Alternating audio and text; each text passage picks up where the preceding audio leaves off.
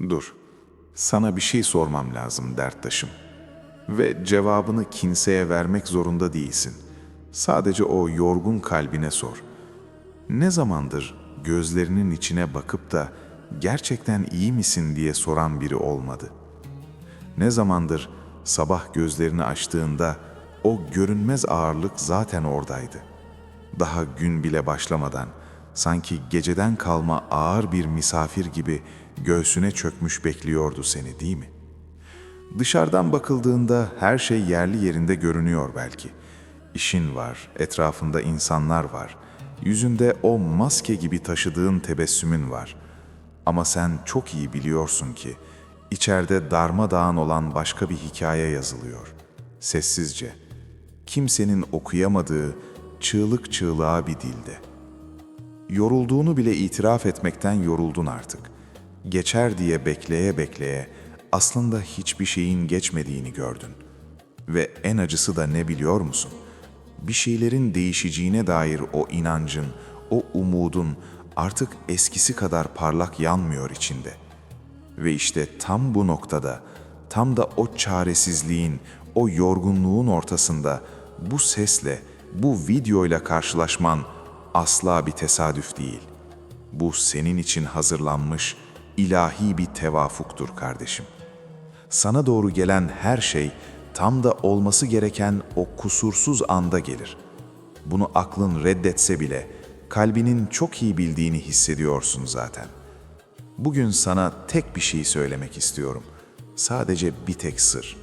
Ama o sır eğer gerçekten ruhuna işlerse bugünden sonra yürüdüğün hiçbir yola, çektiğin hiçbir acıya aynı gözle bakmayacaksın. Hazır mısın? O zaman şimdi o omuzlarındaki görünmez yükü kapıda bırak ve birlikte içeri girelim. Ama önce eğer bu kelimeler şimdiden o yorgun kalbine dokunmaya başladıysa, şu an yorumlara in ve teslimim yazarak bu niyetini evrene mühürle. Belki karanlıktaki başka bir derttaşın o kelimeyi okuyacak ve yalnız değilmişim diyerek senin sayende ayağa kalkacak. İnsanoğlunun o en sinsi, o en karanlık yanılgısı nedir bilir misin? Beklemeyi, boşa harcanan bir zaman onarılmaz bir kayıp olarak görmek. Hayatın durduğunu, ilerlemenin bıçak gibi kesildiğini, sanki unutulmuş bir köşede yapayalnız mola vermişsin gibi hissetmek. Ama o sarsıcı gerçeği bil kardeşim. Allah'ın saatinde durma, duraklama diye bir şey yoktur. Hiç olmadı. Sen bekliyorum sanırken aslında o zifiri toprağın altında yavaşça kök salıyorsun. Sen duruyorum sanırken önündeki o görünmez duvarlar ilmek ilmek yıkılıyor. Sen geciktim sanırken seni taşımaya henüz hazır olmayan o devasa kapılar senin için usulca olgunlaşıyor. Hüccetülislam İmam Gazali Hazretleri der ki, sabır, kalbin Allah'tan gelene itiraz etmemesidir. Sabır sadece hiçbir şey yapmadan sessizce katlanmak, acıyla dişini sıkmak değildir. Kalbin o en derin, en mahrem köşesinde o ince teslimiyeti kuşanıp, sen bilirsin, sen görüyorsun ya Rabbi diyebilmektir. İşte o sabır bir zayıflık, bir çaresizlik değildir. O sabır, kainattaki en büyük, en sarsılmaz güçtür. Şimdi sana çok can alıcı bir şey sormak istiyorum. Hayatında en çok ağladığın, bitti sandığın o karanlık anı düşün. Bugün dönüp baktığında ne görüyorsun? Çoğu insan o an anlar ki, o an sandığı kadar bir son değilmiş. Aksine muazzam bir dönüm noktasıymış. O acı onu yontup bambaşka, çok daha güçlü bir insana dönüştürmüş. Görmeden önce göremediği o gerçekleri ancak o büyük kırılmayla görebilmiş. Mevlana Hazretlerinin o muazzam sırrını hatırla. Ney, kamışlıktan koparıldığı için feryat eder, ağlar. Sen de belki tam şu an o ağır kopuş acısını yaşıyorsun. alıştığın bir insandan, güvendiğin bir limandan, o eski halinden yaka paça koparılıyorsun. Ve bu kopuş canını tarifsiz yakıyor. Ama bil ki kardeşim, bir kamışın içi oyulurken aldığı her kesik, her yara aslında ulvi bir amaca hizmet eder. Kamış ancak içi oyulup boşaldıktan sonra o ilahi nefesi taşıyabilir. Sen de ancak içindeki o eski yüklerden, o sahte sevgilerden boşaldıktan sonra senin için yazılmış o muazzam ilahi nefesi, o eşsiz nasibi taşıyabileceksin. Şu an yaşadığın şey bir ceza değil, arınma. Şu an yaşadığın şey bir son değil, muazzam bir hazırlık.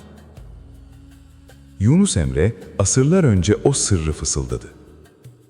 Dövene elsiz gerek, sövene dilsiz gerek.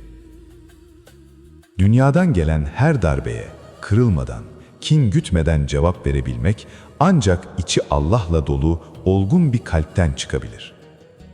Ve o doluluk her şeyin tıkırında gittiği o kolay günlerde değil.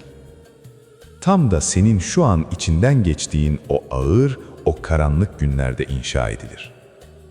Gönüller Sultanı Abdülkadir Geylani Hazretleri der ki, Allah bir kulu severse önce onu sıkar.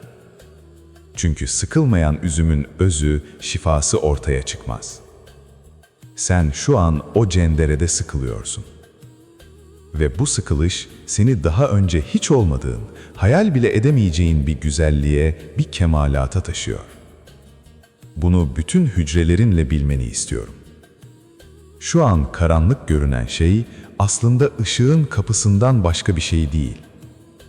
Şu an anlamsız görünen o yorucu bekleyiş tam da hayatının en güzel sayfasının yazılmadan önceki o derin, o ilahi sessizliktir. Ve sen derttaşım, sen o kahredici sessizliğin içinde bile umudunu, imanını bırakmadın. Bu küçük bir şey değil. Bu her şey.